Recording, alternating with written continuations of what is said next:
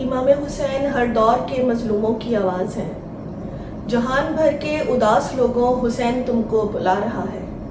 ہر ایک لب پر حسین کیوں ہے، یزید منہ کو چھپا رہا ہے۔ یہ قتل و غارت، یہ خون ریزی، یہ مجلسوں میں ہجوم دیکھو۔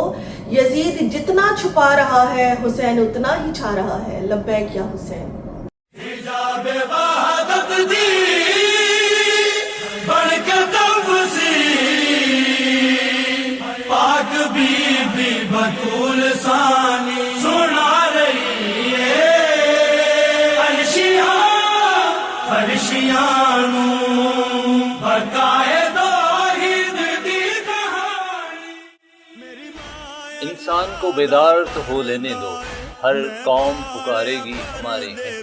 ہالینڈ میں 18 محرم بڑی عقیدت و احترام سے منایا گیا۔ حسینی مشن نیدرلینڈ کے زیر اہتمام محفل ایلی ڈین ہیگ میں 10 روزہ مجالس عزا کا انعقاد کیا گیا، جس میں جلوس، تعزیے، زلزلہ حضرت عباس علمدار برآمد کیے گئے، جس میں یورپ سے ہزاروں محبان اہل بیت نے شرکت کی۔ 10 محرم محفل ایلی ڈین ہیگ میں شہادت امام حسین اور خانوادہ رسول کی شہادت کے سلسلے میں مجلس عزا کا انعقاد کیا گیا، جس میں پاکستان کے معروف مرثیہ خان، روحا خان، سید ندیم سرور کے صاحبزادے سفیر اعزاز سید علی شناور اور سید علی جی نے نوحہ خوانی کی۔